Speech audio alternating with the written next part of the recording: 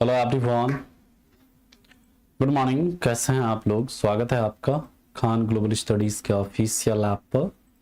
मैं आपका GS mentor ज्ञान प्रकाश झा आपके सामने हाजिर हूं फिजिक्स की अगली क्लास लेकर। And today we are going to discuss work, energy and power, कार्य, ऊर्जा एवं शक्ति। इसे हम लोग डिस्कस करेंगे।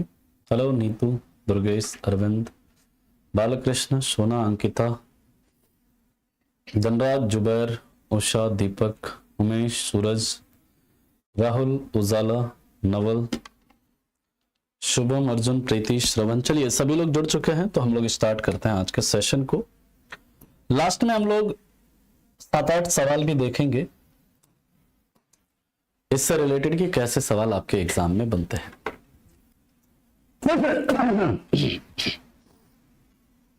तो सबसे पहले हम लोग बात करते हैं सेकेंड टाइप ऑफ जो एनर्जी है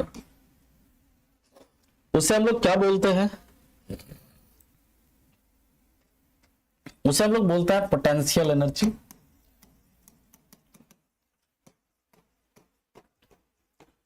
या फिर जिसे हम कहते हैं स्थितिज ऊर्जा। स्थितिज ऊर्जा किसी वस्तु के या किसी पिंड के स्थिति के कारण या पोजीशन के कारण, स्थिति के कारण उसमें निहित ऊर्जा को पोटेंशियल मतलब स्थितिज ऊर्जा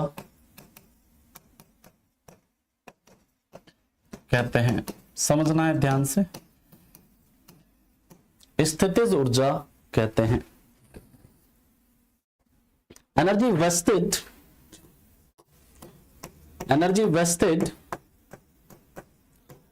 in any body due to virtue of its position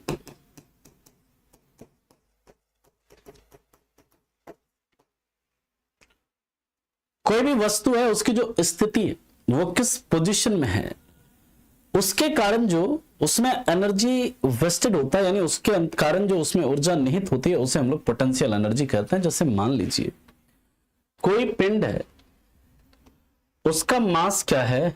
m है, और वो किस हाइट पर है? तो याद रखिए वो h हाइट पर मौजूद है। ऊंचाई कितनी ऊंचाई पर है? h ऊंचाई पर है।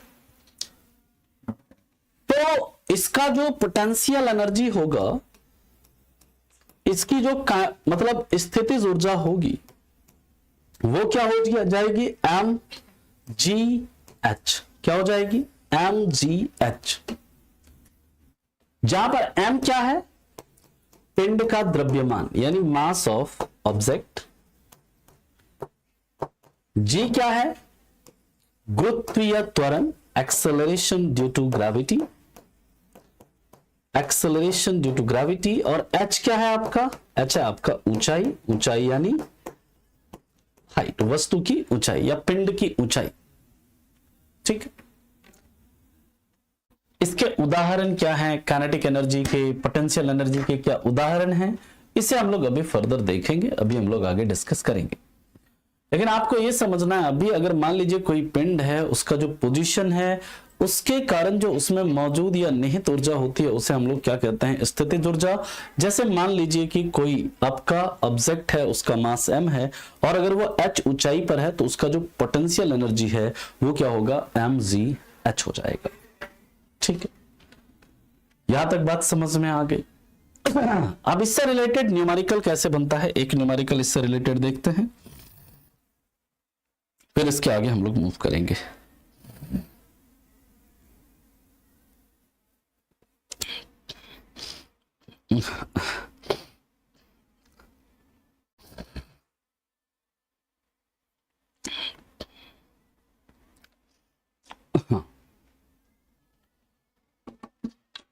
Can I move?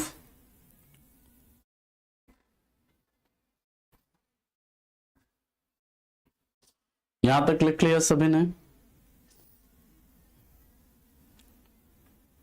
आगे चलें।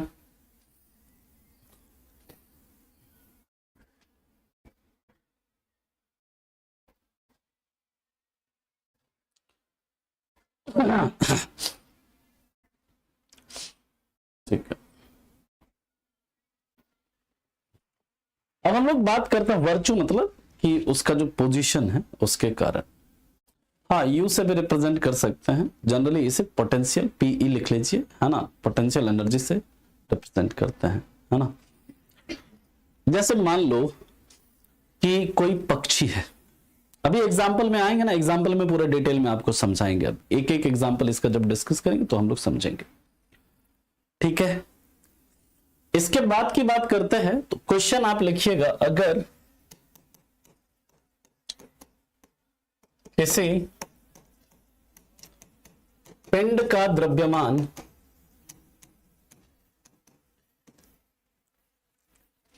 50 kg है तथा उसकी ऊंचाई 8 मीटर है, तो पिंड के स्थितिज ऊर्जा, पिंड की स्थितिज ऊर्जा क्या होगी? पिंड की स्थितिज ऊर्जा क्या होगी? If mass of any object is 50 kg and its height is 8 meter, then what is potential energy of the object? What is potential energy of the object? तो as you know, आपको पता है मास दिया गया है 50 kg है, आपका height दिया है कितना, 8 मीटर है, ठीक है। देखिए जी, आप मान लो यहां पर ब्रैकेट में जी मान लीजिए आपका दिया हुआ है 10 मीटर पर सेकंड स्क्वायर दिया हुआ है क्वेश्चन में। आप जानते हैं potential energy is equal to क्या होता है, एम जी एच। एम कितना है 50, जी कितना है 10 दिया हुआ आपका, एच कितना है 8, क्या हो जाएगा 4000 जूल, या फिर इसी को हम लोग ऐसे भी लिख सकते हैं 4 किलो जूल, बात एक ही है ना, ठीक है। इसी तरह का एक सवाल यहां से बनता है, ठीक।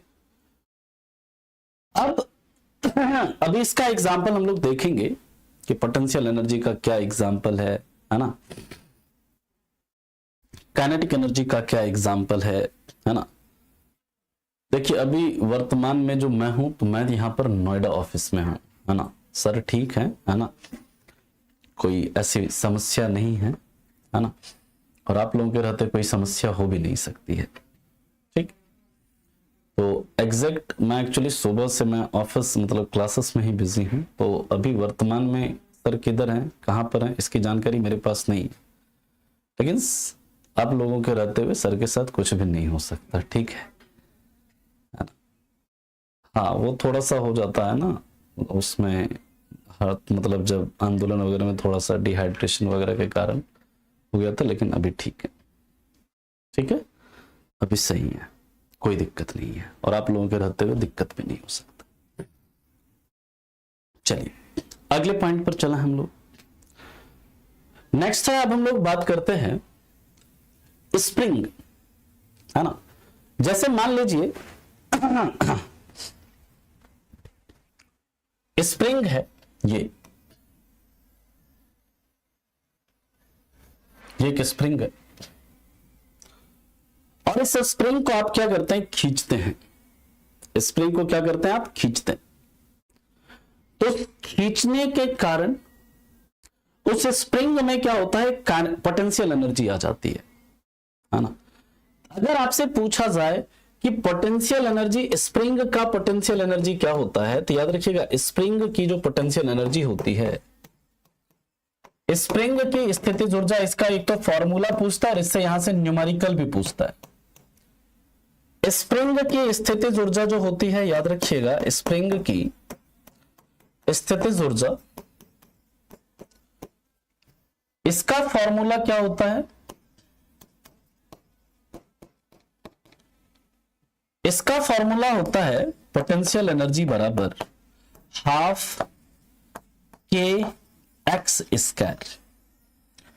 यह फॉर्मूला याद रखिएगा, एग्जाम में बहुत बार आपसे यहां से सवाल बनता है। हाफ के एक्स स्क्वायर, जहां पर के क्या है सर, तो के याद रखिएगा स्प्रिंग नियतांक है, स्प्रिंग नियतांक है या स्प्रिंग कांस्टेंट बोलते हैं इसको, स्प्रिंग कांस्टेंट। यह अलग अलग स्प्रिंग का अलग अलग हो सकता है। जैसे मान लीजिए जो पेन में एक स्प्रिंग यूज होता है उसका स्प्रिंग कांस्टेंट अलग होगा। बड़े बड़े ट्रक में, ट्रेन में जो स्प्रिंग यूज होता है सस्पेंशन के लिए, उसका स्प्रिंग कांस्टेंट अलग होगा। ठीक है। एक्स क्या है सर, एक्स है change in length of spring, spring की लंबाई में परिवर्तन, स्प्रिंग की लंबाई में परिवर्तन,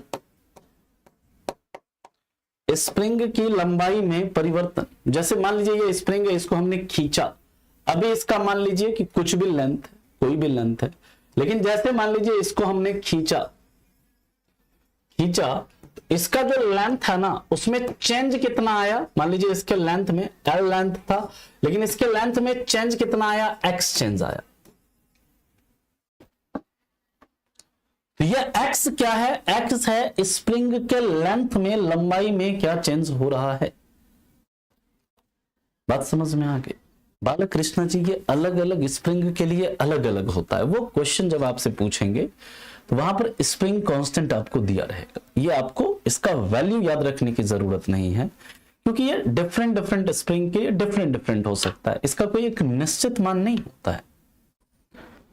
मान लीजिए कोई स्प्रिंग है हमारे पास, हम उसको जब खींचते हैं तो स्प्रिंग को खींचने के कारण उसमें क्या होती है, पोटेंशियल एनर्जी क्रिएट होती है।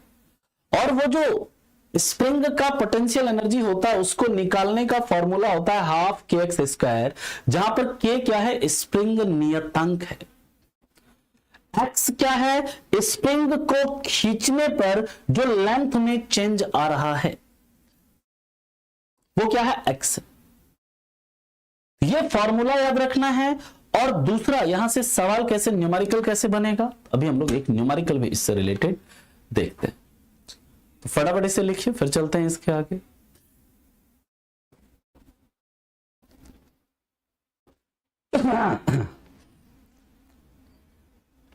तो वो काइनेटिक एनर्जी का फॉर्मूला है अनीशा। यहां पर क्या एमबी स्क्वायर लिखा है क्या, कहीं पर एमबी स्क्वायर लिखा है, मैंने नहीं लिखा है। ये हाफ एमबी स्क्वायर है क्या, नहीं, ये क्या, ये हाफ के एक्स स्क्वायर है। यहां पर के क्या है आपका स्प्रिंग कांस्टेंट, एक्स क्या है आपका मतलब स्प्रिंग के लंबाई में परिवर्तन। अब इससे रिलेटेड न्यूमेरिकल करेंगे तो आपको पूरा कॉन्सेप्ट क्लियर हो जाएगा।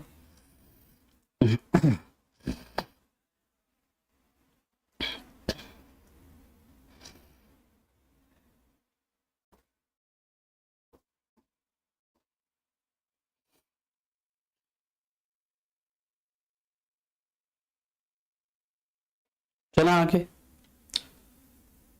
हाँ, सभी स्प्रिंग के लिए यही होगा, सभी स्प्रिंग के लिए यही होगा। अब एक क्वेश्चन करेंगे, आपको पूरा कॉन्सेप्ट क्लियर होगा। Sir in work done, if work done, थोड़ा सा इनका रोकिएगा कमेंट, जो पुष्पा का। Sir in work done is a scalar product of force and displacement, but sir when two vector quantity multiply with each other then output should be vector quantity, then output scalar क्यों है। पुष्पा का सवाल है एक, ठीक है, अच्छा सवाल है।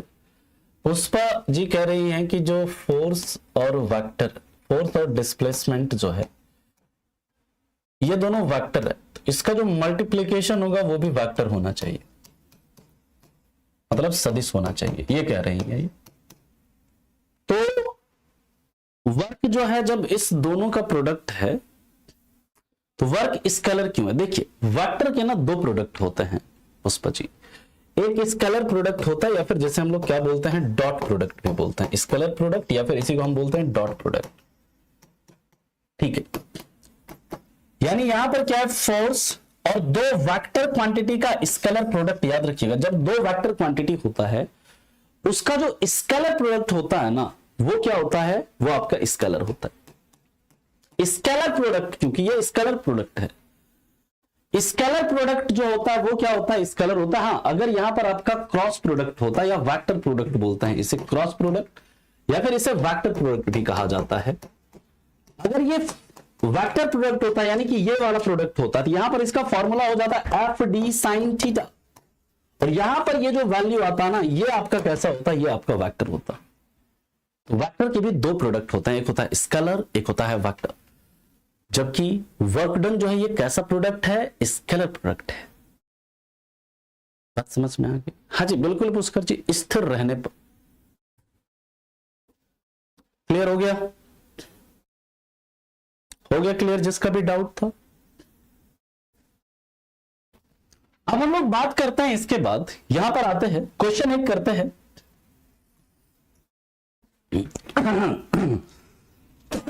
सॉरी, एक स्प्रिंग की लंबाई 60 सेंटीमीटर है, इसे खींचकर इसकी लंबाई 70 सेंटीमीटर कर दी जाती है। इसकी लंबाई 70 सेंटीमीटर कर दी जाती है। अगर स्प्रिंग कांस्टेंट या स्प्रिंग नियतांक, अगर स्प्रिंग कांस्टेंट 100 न्यूटन पर मीटर है, तो स्प्रिंग के पोटेंशियल एनर्जी का मान क्या होगा? सवाल को पढ़िए और इसका आप लोग उत्तर दीजिए। वेरी गुड, बहुत बढ़िया। बच्चे बहुत तेज हैं, नहीं? हाँ, देखते हैं। लास्ट में पूछ लेना आशीष, बता देंगे, ठीक है? लास्ट में पूछ लीजिएगा।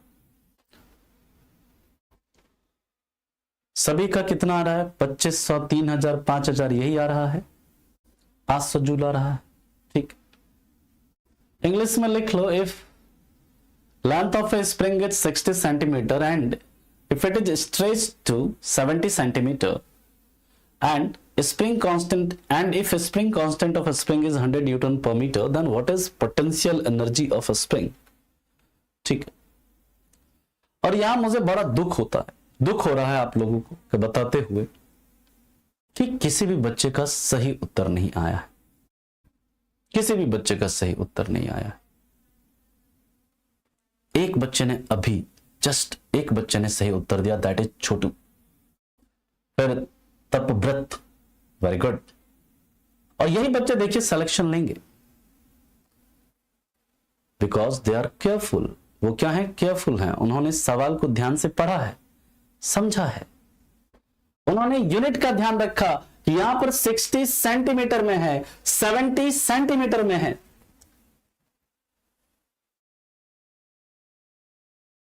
आया समझ में? गलती कहां कर रहे हैं आप लोग?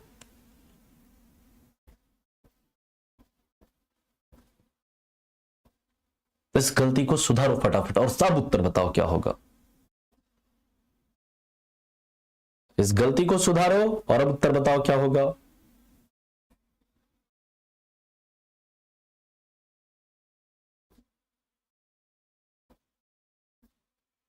चल, क्या है? पोटेंशियल एनर्जी बराबर हाफ के एक्स स्क्वायर। हाफ तो हाफ ही रहेगा, के कितना है? 100 न्यूटन पर मीटर है। अब x क्या है आपका? x है क्या? देखिए 70 माइनस 60 सेंटीमीटर, 70 माइनस 60 सेंटीमीटर यानी 10 सेंटीमीटर है। इसको मीटर में कन्वर्ट करोगे ना जी, मीटर में क्या हो जाएगा? 0.1 मीटर कर दो, गुने 0.1 गुने 0.1, ये दोनों कटा, नीचे 2 0 आया, ये 0 कट गया, 1/2 जूल यानी कितना हो गया? 0.5 जूल।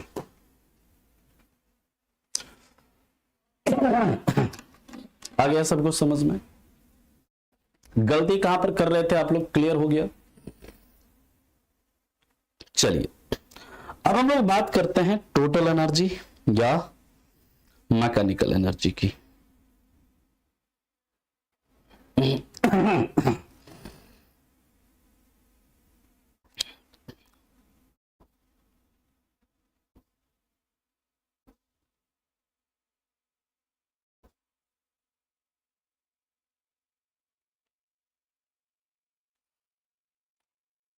ठीक है,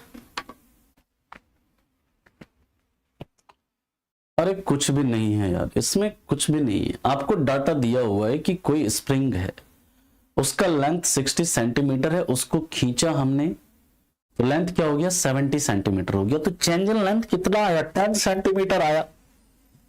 तो x आपका कितना आया 10 सेंटीमीटर आया। तो लेंथ को हम लोग किस में रखते हैं मीटर में, तो यहां पर x इज इक्वल टू क्या आ गया 0.1 मीटर। 10 सेंटीमीटर मतलब क्या 0.1 मीटर। ठीक, और आपको स्प्रिंग कांस्टेंट दिया है कि 100 न्यूटन पर मीटर है। आप जानते हैं पोटेंशियल एनर्जी बराबर क्या होता है, हाफ के एक्स स्क्वायर होता है। हाफ के का वैल्यू हमें पता है 100 है, एक्स हमको पता है 0.1 है, तो क्या कर दिया 0.1 इंटू 0.1। ये पॉइंट कटा, 2 पॉइंट कटा तो नीचे 2 जीरो आएगा ना जी। तो ये 2 जीरो है, ये 2 जीरो काट दिया, तो क्या बचा 1/2 बचा, तो 1/2 जूल हमारा उत्तर होगा, यानी 0.5 जूल हमारा उत्तर होगा। ठीक है, अच्छा एक और क्वेश्चन करना है, सब लोग बताओ एक क्वेश्चन और दें हैं, अरे बोलो एक क्वेश्चन और दें। लिखो, अगर किसी स्प्रिंग का पोटेंशियल एनर्जी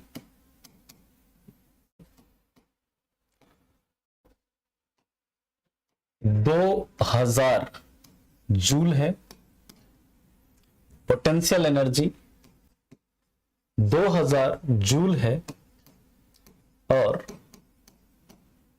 स्प्रिंग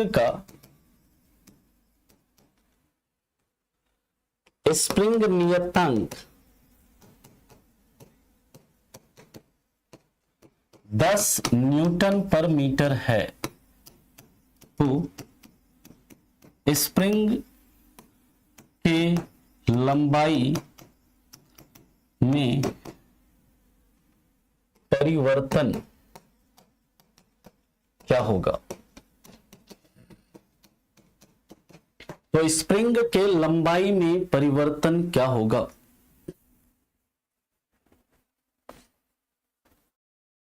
ठीक, आपको पता है पोटेंशियल एनर्जी बराबर क्या होता है, हाफ के एक्स स्क्वायर होता है।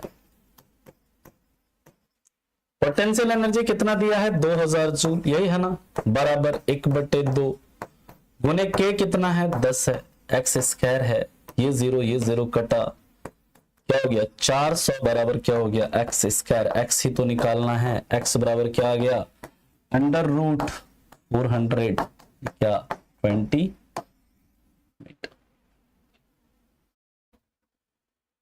आ गया सबको समझ में? किसी को कोई दिक्कत, इस तरह का सवाल आपसे पूछेंगे तो आप लोग बना देंगे। अरे आनंद थोड़ा सा सब्र रखो बाबू, है ना, 4 कदम आगे नहीं चलना है ना, हमारे साथ चलना है ना। बात समझ में आया? ठीक है, चलो अब हम लोग बात करते हैं टोटल एनर्जी या मैकेनिकल एनर्जी क्या होता है। क्या होता है टोटल एनर्जी या फिर मैकेनिकल एनर्जी। अब देखो कोई पक्षी, मान लो कोई पक्षी है, समझिए, वो क्या कर रहा है, उड़ रहा है आसमान में। अब आसमान में उड़ रहा है तो वो किसी ना किसी हाइट पर उड़ रहा होगा, और साथ ही साथ वो गति में भी है। तो उसके अंदर उसके मोशन के कारण क्या होगा, उसके गति के कारण उसमें क्या होगा, काइनेटिक एनर्जी होगा। और उसके पोजीशन के कारण, उसके स्थिति के कारण उसमें क्या होगा, स्थितिज ऊर्जा होगा, पोटेंशियल एनर्जी होगा। यानी कि उसकी जो कुल ऊर्जा होगी, उसकी जो टोटल एनर्जी होगी, इसे क्या कहते हैं, कुल ऊर्जा या यांत्रिक ऊर्जा। और कुल ऊर्जा या यांत्रिक ऊर्जा जो होता है, याद रखिएगा, ये क्या होता है, टोटल एनर्जी या मैकेनिकल एनर्जी बराबर क्या होता है, ये होता है kinetic energy plus potential energy. यानी कि ये गतिज ऊर्जा और स्थितिज ऊर्जा का योग होता है। It is sum of potential energy and kinetic energy. और आप जानते हैं काइनेटिक एनर्जी का फॉर्मूला क्या होता है, half mv square. Potential energy का फॉर्मूला क्या होता है, mgh। यानी कि जो आपका टोटल एनर्जी या मैकेनिकल एनर्जी जो है, इसका फॉर्मूला क्या हो जाएगा, इसका फॉर्मूला हो जाएगा half mv square plus mgh।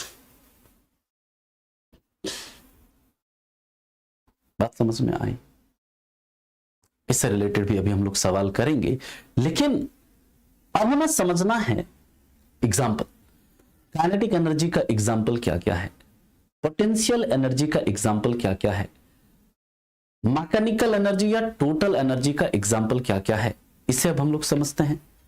तो सबसे पहला आपको याद रखना है गतिज ऊर्जा के उदाहरण। गतिज ऊर्जा के उदाहरण, तो पहला, जमीन पर दौड़ता बालक,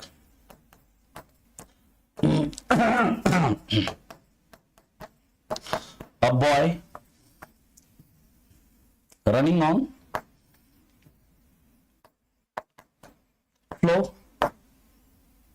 दूसरा, जमीन पर चलती कार, बस, ट्रेन। जमीन पर चलती कार, बस, ट्रेन, यानी ऐसा कोई भी चीज जो गति कर रहा है, जो गति कर रहा है बिना किसी ऊंचाई के, मतलब जहां पर हाइट कुछ नहीं है, हाइट 0 है, और वो क्या कर रहा है, गति कर रहा है, तो उसमें क्या होगी, उसमें काइनेटिक एनर्जी होगी। पोटेंशियल एनर्जी बर्ड पे इसलिए अप्लाई होगा काशिफ जी, क्योंकि वो किसी ना किसी हाइट पर क्या कर रहा है, उड़ रहा है, तो उसके ऊंचाई के कारण, वो उसका जो पोजीशन है, उसके पोजीशन के कारण उसमें पोटेंशियल एनर्जी होगी। दूसरा हम लोग बात करते हैं पोटेंशियल एनर्जी के उदाहरण, स्थितिज ऊर्जा के उदाहरण देखते हैं। पहले आप इसे लिखो, फिर चलते हैं इसके आगे। हाँ सॉरी,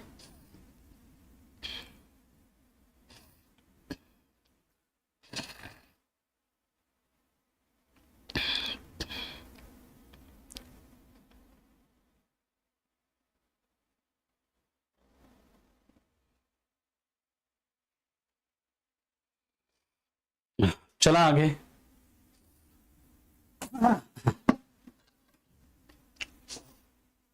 ठीक है, चलिए नेक्स्ट है स्थितिज ऊर्जा के उदाहरण।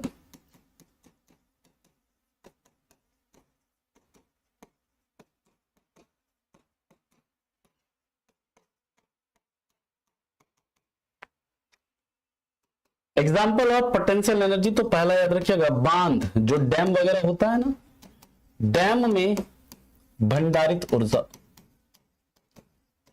डैम में जो भंडारित ऊर्जा है वो कौन सा है, पोटेंशियल एनर्जी है। दूसरा, स्प्रिंग, खींचे हुए स्प्रिंग की ऊर्जा।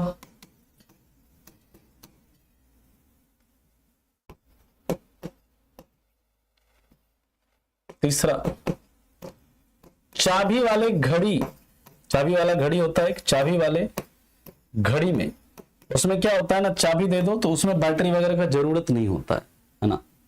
तो चाबी वाले घड़ी में भंडारित ऊर्जा,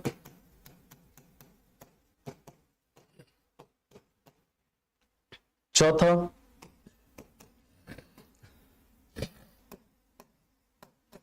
तना हुआ धनुष, तना हुआ तीर धनुष लिख लो, तना हुआ तीर धनुष, उसमें जो भंडारित ऊर्जा है। तना हुआ गुलेल,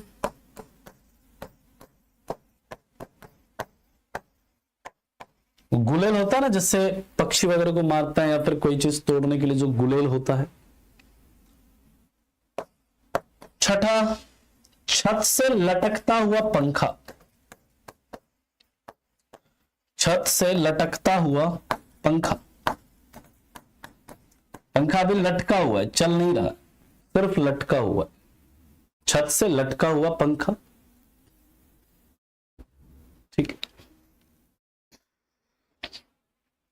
ये सब जो है किसका उदाहरण है? ये सब स्थितिज ऊर्जा का उदाहरण है ना, ठीक है।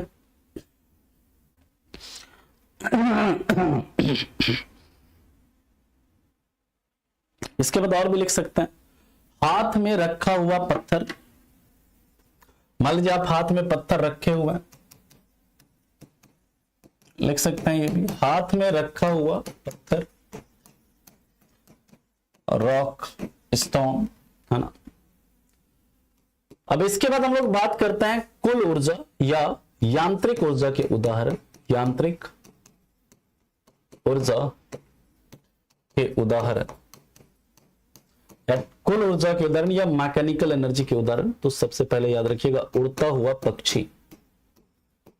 और आप लोगों से मेरा एक सवाल है, देखते हैं किसे किसे पता है, पक्षियों का अध्ययन क्या कहलाता है? उड़ता हुआ हवाई जहाज, फ्लाइंग बर्ड, फ्लाइंग एरोप्लेन,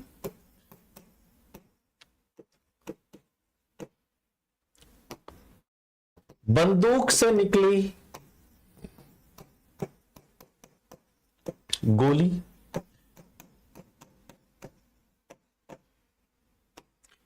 धनुष से निकला तीर,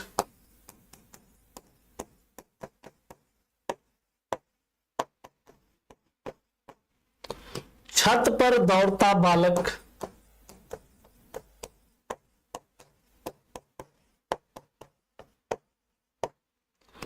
फेंका गया पत्थर,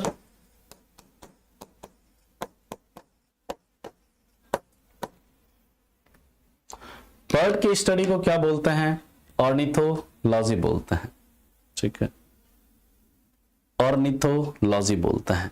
चलता हुआ पंखा, चलता हुआ पंखा, उड़ता हुआ पतंग, सारा लिख लीजिए, चलता हुआ पंखा, मूविंग फैन। अरे देखो समझ में आ रहा है सुभाष आपको? ये पहले बताओ, समझ में आ रहा है? उड़ता हुआ पतंग,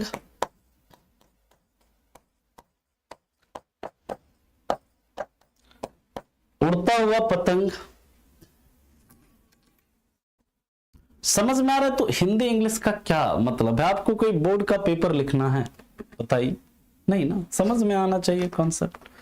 बाकी अपनी भाषा में लिख लीजिए, है ना। अब देखिए एक एक वर्ड का हिंदी बोलूं इंग्लिश बोलूं तो थोड़ा समय उसमें ज्यादा, ऐसे मैं जहां पे होता है मैं बोल ही देता हूं मैक्सिमम। यहाँ स्ट्रेस्ड क्या बोलते हैं तीर धनुष को, वो तीर धनुष का वो निकल गया है दिमाग से। इसी तरह energy in stressed spring, energy stored in dam, है ना, ये सब लिख ले। हाँ, bow and arrow, yes, bow and arrow, ये सब लिख लो अपनी भाषा में। अरे गुलेल नहीं होता जो ऐसे पक्षी वगैरह को मारने के लिए यूज करते हैं।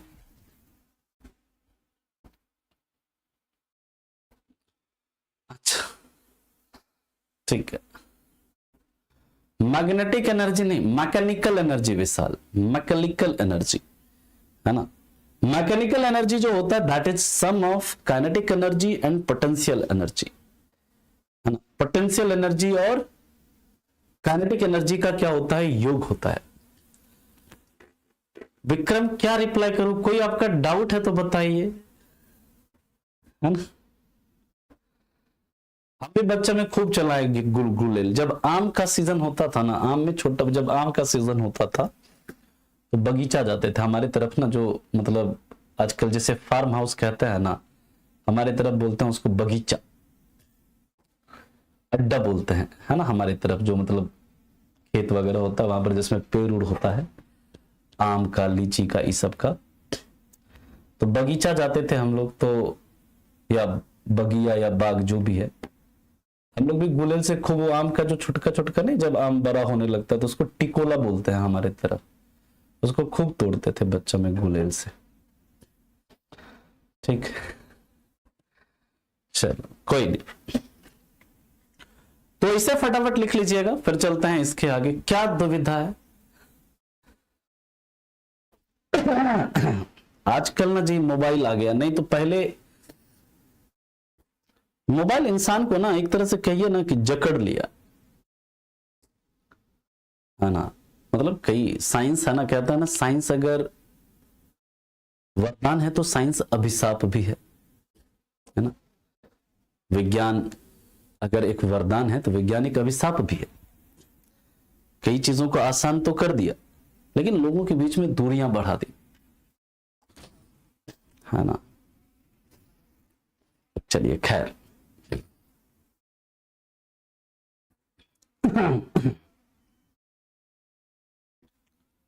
हाथ में रखा हुआ पत्थर, जैसे मान लो हाथ में कोई स्टोन ऐसे रखा हुआ है आपने, ठीक है, ऐसे किसी को मारना, ऐसे करके स्टोन रखा हुआ है हाथ में, ठीक है, तो उसका जो मास होगा, उसका जो हाइट होगा, उसके कारण क्या होगा, उसमें एक पोटेंशियल एनर्जी होगा। ठीक है, बात समझ में आ गई। आगे चलें हम लोग, अब इसके आगे मूव करते हैं। अब हम लोग क्या कुछ समझ में, क्या समझ में नहीं आया ये बताइए। Point 3 in English only, point 3 ये वाला, this one, energy stored in a key watch. यहां पर अगर इसका थर्ड पॉइंट का लिखना है तो लिख लीजिएगा, bullet fired from a gun. ठीक है, आ गया समझ में। पॉइंट 7, मूविंग फैन, यहां पर चलता हुआ पंखा है, पंखा जब चलेगा तो उसमें काइनेटिक एनर्जी भी होगा, और लटक रहा है तो उसमें पोटेंशियल एनर्जी भी होगा। और देखिए आप लोग ना, आज अभी 1 बजे से अगर आप लोगों का कोई क्लास नहीं है, ठीक है, तो 1 बजे से लेकर के 3 बजे तक अभी केजीएस रेलवे एग्जाम जो यूट्यूब चैनल है ना, उस पर अभी हम साइंस के आपको 55 के आसपास क्वेश्चन कराएंगे, कंप्लीट साइंस के, जो कि रेलवे के डिफरेंट एग्जाम में पूछे गए प्रश्न होंगे। रेलवे के अलग अलग एग्जाम में पूछा गया प्रश्न होगा, साथ ही उसमें हम न्यूमेरिकल भी करवाएंगे आपको। आप लोग उसको ज्वाइन करिए, क्वेश्चन अगर आपको करना है तो, है ना। ठीक है, तो आप जब फ्री रहेंगे, फ्री जब रहेंगे तब आप करिएगा, है ना। फ्री हो जाइएगा तो उस समय आप करिएगा, ठीक है। और शाम में भी क्लास होगा, शाम में 5 से 7 भी आपका एक मैराथन सेशन है यूट्यूब पर, वो है केजीएस एईजेई एग्जाम पर। उसमें केमिस्ट्री के लगभग 45 से 50 क्वेश्चन करेंगे शाम में 5 से 7 बजे। आपको उसको भी ज्वाइन करना है तो आप कर सकते हैं, मतलब अगर फ्री रहेंगे तो करिएगा, अगर कोई क्लास है तो फिर नहीं करना है आपने, पहले आपको क्लास करना है, ठीक है। चलिए अभी हम लोग आज के सवाल को करते हैं। इसके आगे की स्टोरी अभी हम लोग और भी करेंगे आगे, लेकिन आप पहले सवाल करिए। जितना भी सवाल करवा रहे हैं ना, आपका रेलवे में पूछा गया सवाल है ये सब। ऐसा एक बेसिक ही क्वेश्चन बनता है, आपको मैं बहुत डीप में लेकर के जा रहा हूं, बहुत डीप में मैं आपको क्वेश्चन करा रहा हूं। 5 से 7 जो होगा ना, वो होगा केजीएस एईजेई एग्जाम करके चैनल है, केजीएस एईजेई एग्जाम करके चैनल है, उस पे कराएंगे। कह रहा है काम करने की क्षमता को, ये रेलवे में पूछा, ऐसा ही क्वेश्चन बनता है, कोई मतलब बहुत भारी भरकम सवाल नहीं बनता है। आप लोग करिएगा अभी जब क्वेश्चन, मतलब बाद में जब भी टाइम मिलेगा आप देखिएगा, सारा पीवाईक्यू वगैरह ही करवाएंगे यूट्यूब पर, आपको पता चल जाएगा किस तरह का क्वेश्चन बनेगा। अगला क्वेश्चन है, उद्योगों में प्रयुक्त शक्ति की इकाई है, यानी जो मशीन वगैरह का जो पावर होता है उसको किस में मेजर करते हैं, ये पूछ रहा है। उद्योग में क्या हैवी मशीन वगैरह का यूज होता है, और हैवी मशीन वगैरह जो होता है उसका पावर हम किस में मेजर करते हैं, मशीन की जो मतलब शक्ति है उसको किस में मेजर करते हैं हम लोग, एचपी में, ठीक है ना, एचपी में मेजर करते हैं। और आप लोग बताओ एक एचपी में कितना वॉट होता है, फटाफट सब लोग बताइए, एक एचपी में कितना वॉट होता है, बताओ सब लोग।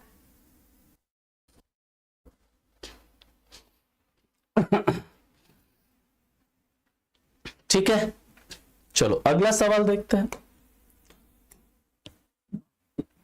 ये भी देखिए पूछा गया क्वेश्चन है, यही सब सवाल पूछेगा, बाकी हम लोग मंडे वाली क्लास में भी सवाल करेंगे। मंडे में हमारा हो सकता है ये टॉपिक जो है हमारा कंप्लीट हो जाएगा मंडे, है ना।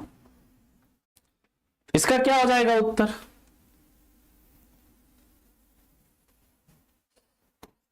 गतिज ऊर्जा प्लस स्थितिज ऊर्जा, यही होगा ना जी।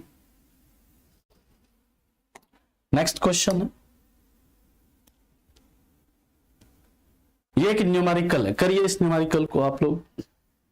ये न्यूमेरिकल है, एक हमें दिखा प्रीवियस ईयर रेलवे के पेपर में, मोशन से है ये न्यूमेरिकल। ये न्यूमेरिकल हमें दिखा तो मैंने सोचा कि ये न्यूमेरिकल आप लोगों को करवा दूं, एक अच्छा न्यूमेरिकल है, पढ़िए और इसका उत्तर दीजिए। कह रहा है कि रेलगाड़ी स्थिर स्थिति से आरंभ होकर 90 किलोमीटर प्रति घंटा की गति 5 मिनट में प्राप्त करती है। त्वरण को समान मानते हुए इस समय के दौरान रेलगाड़ी द्वारा तय की गई दूरी बताएं। देखिए क्वेश्चन सिंपल है, आपका स्पीड दिया गया है, कितना दिया गया है स्पीड, मतलब स्थिर स्थिति से प्रारंभ होता है, यानी यू से प्रारंभ होता है, 0 है यू, वी कितना है 90 किलोमीटर बराबर, इसको मीटर पर सेकंड में कन्वर्ट कर लो, क्या हो जाएगा 90 इंटू 5/18 हो जाएगा, कितना हो जाएगा मीटर पर सेकंड में 25 मीटर पर सेकंड हो जाएगा, है ना जी। और टाइम कितना दिया हुआ है आपका, टाइम दिया है 5 मिनट, 5 मिनट मतलब क्या 300 सेकंड, यही होगा ना। आपको क्या निकालना है, आपको निकालना है एस, ठीक। कह रहा है कि एक्सेलरेशन जो है आपका यूनिफॉर्म है, एक समान त्वरण है। एक्सेलरेशन आप पहले निकाल लोगे तो क्या हो जाएगा एक्सेलरेशन इसका, v minus you upon T, acceleration कितना आ जाएगा 25 माइनस 0 अपॉन 300, यही आ जाएगा एक्सेलरेशन, यानी 25/300 आ गया, एक्सेलरेशन आ गया। अब आप जानते हैं आपका जो s इज इक्वल टू क्या होता है, ut plus half at square, ये होता है ना जी फॉर्मूला। u तो आपका क्या है 0 है, हाफ इंटू a कितना है आपका 25/300, टाइम कितना है जी 300 सेकंड, 300 गुने 300 कर दो, 300 कट गया, 2 से ये 150 बार में कट गया, 150 इंटू 25 करो, कितना आता है करके देखो, 150 इंटू 25, 150 इंटू 25 कितना हो जाएगा 3750 मीटर होगा। सही उत्तर क्या होगा 3.75 किलोमीटर होगा।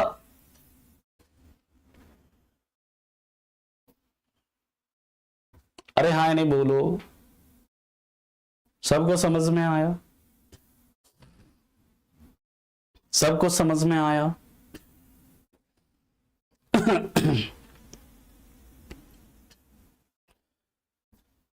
अरे रेलवे सबका देखो क्वेश्चन, फिजिक्स पढ़ लो पहले एक बार पूरा, केमिस्ट्री भी पढ़ लो, आपका पूरा पढ़ लो, सारा क्वेश्चन करेंगे फिजिक्स केमिस्ट्री का, डरना एकदम नहीं है, ठीक है। नेक्स्ट चलते हैं, अगले उस पर चलते हैं, नेक्स्ट क्वेश्चन पर मूव करते हैं। अगला क्वेश्चन देखिए क्या कह रहा है, पढ़िए सवाल को, उत्तर दीजिए।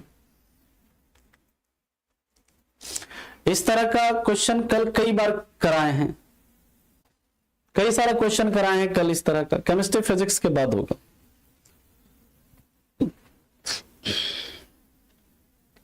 इस तरह का क्वेश्चन कई बार कराए हैं आपको।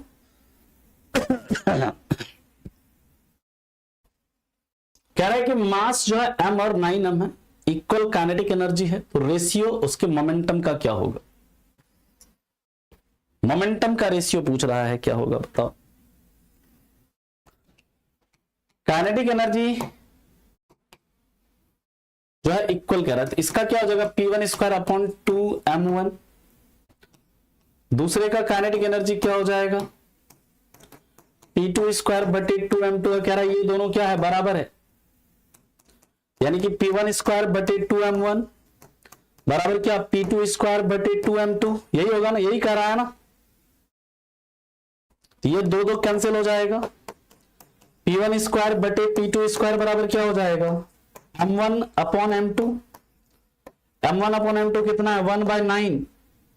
P1 बटे P2 का स्क्वायर कितना आया है? 1/9 है, यही है ना जी। देखो तो P1 बाय P2 क्या हो जाएगा? 1/9 का अंडर रूट कितना आएगा? 1/3। उत्तर क्या हो जाएगा? बी। तुम लोगों का पता नहीं कहां से आ रहा है डी है?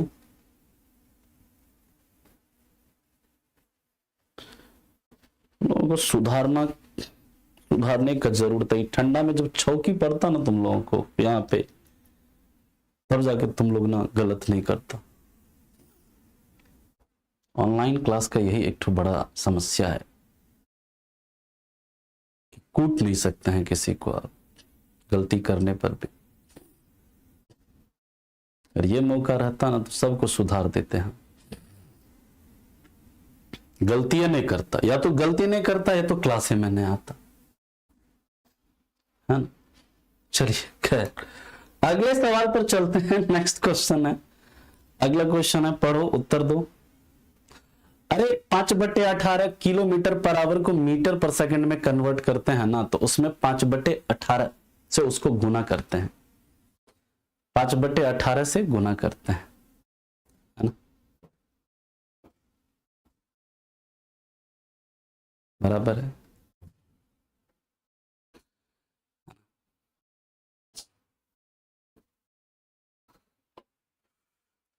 अरे ऐसे ही बोल रहे हैं, मारते हम तो मना किसी मतलब ऐसे ही आदमी को नहीं मार, है ना। तो बस ऐसे तुम लोगों को डरा रहे हैं, ठीक है, मारते पिटते नहीं हैं। ये क्वेश्चन देखिए क्या कह रहा है, कब वर्क डन नेगेटिव होगा। देखो जब आपका बॉल ऊपर जा रहा है, ग्रेविटी फोर्स इसका नीचे लगेगा, एंगल कितना हो जाएगा? 180 डिग्री। बॉल को ऊपर फेंके हैं, उसके ऊपर ग्रेविटेशनल फोर्स नीचे लग रहा है, तो दोनों के बीच का एंगल कितना? 180 डिग्री, क्योंकि डिस्प्लेसमेंट इधर हो रहा है, फोर्स इधर लग रहा है। Work done by force on gravity, force of gravity on A ball from upward, यानी सही उत्तर क्या हो जाएगा? बी हो जाएगा। अगला क्वेश्चन है, देखो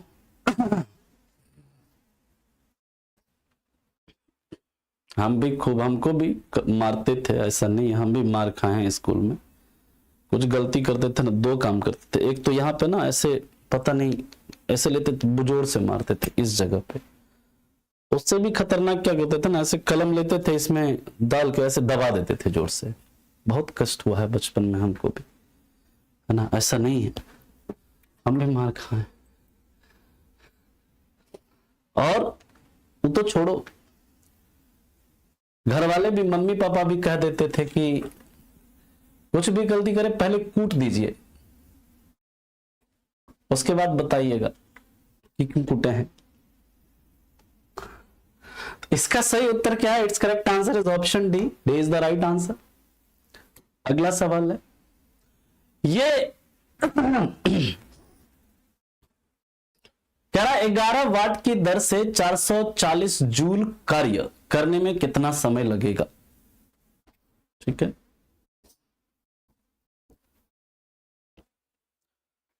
तो आपको पता है पावर बराबर क्या होता है सर? पावर बराबर होता है वर्क अपॉन टाइम। ये न्यूमेरिकल पूछा गया, न्यूमेरिकल है ये सब। पावर दिया है आपका कितना है? 440। पावर नहीं दिया है, पावर दिया कितना है? 11 वाट। वर्क कितना दिया है? 440 जूल।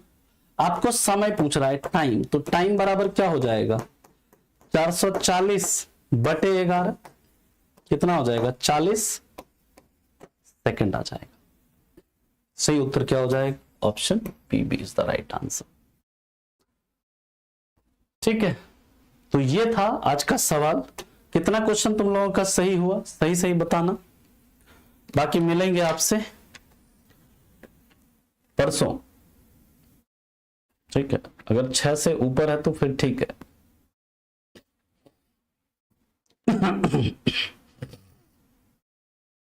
यहां तक किसी को कोई दिक्कत है? 4th नंबर फिर से, ठीक है, बाप कह रहा है तो बताना ही होगा फिर से। 4 नंबर क्या है जी, 4 नंबर देखें। 4 नंबर देखो, सिंपल क्वेश्चन है। ये कह रहा है कि कोई ट्रेन है ना जी, रेलगाड़ी है। हाँ, रेलगाड़ी में कह रहा है वो स्थिर है, तो स्थिर है तो कितना है 0 मीटर पर सेकंड। कह रहा है कि 5 मिनट में यानी कि 300 सेकंड में कितना गति प्राप्त कर लेता है, उसका वेलोसिटी कितना हो जाता है 90 किलोमीटर पर आवर कह रहा हो जाता है। 90 किलोमीटर पर आवर हो जाता है, तो इसको मीटर पर सेकंड में कन्वर्ट करने के लिए क्या करते हैं 5/18 से गुना करते हैं। 18 से 5/18 से गुना करेंगे तो मीटर पर सेकंड में कितना आ जाएगा 25 मीटर पर सेकंड आ गया। अब आपको फॉर्मूला पता है, गैलीलियो इक्वेशन ऑफ मोशन पता है, S = क्या है ut + ½ at² है। इससे हम क्या, इससे विस्थापन निकालना है, डिस्प्लेसमेंट निकालना है या S निकालना है आपको, लेकिन ये आपको पता ही नहीं है यहां पर। तो ए के लिए फॉर्मूला जानते हैं ना आप, क्या होता है v - u/t। v कितना है आपका 25, u कितना है आपका 0, टाइम कितना है आपका 300, यानी क्या ये क्या आ गया, ये आ गया 25/300। बस ऐसे ही रहने दो। अब आपको S निकालना है, तो S = क्या होता है ut + ½ at²। सबका वैल्यू अब आपको पता है कि नहीं है। u आपका 0 होती तो पूरा 0 हो गया। ये हाफ a कितना है, तो देखो कितना है 25/300 है। t कितना है 300, 300 का स्क्वायर हो जाएगा, यानी 300 × 300, एक तो कट गया, ये 2 से इसको काट दो कितने बार में 150 बार में, गुना कर लोगे ये आ जाएगा 3750 मीटर। इसको हम 3.75 किलोमीटर नहीं लिख सकते हैं जी। बताओ आया समझ में? अभी भी किसी को कोई डाउट है बताइए।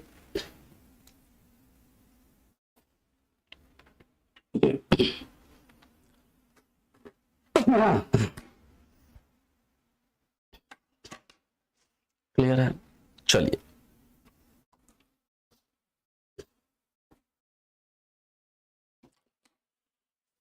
ठीक है, तो मिलता है फिर आपसे। जो भी डाउट वगैरह है ना वो आप अब नेक्स्ट क्लास में पूछ लीजिएगा, ठीक है।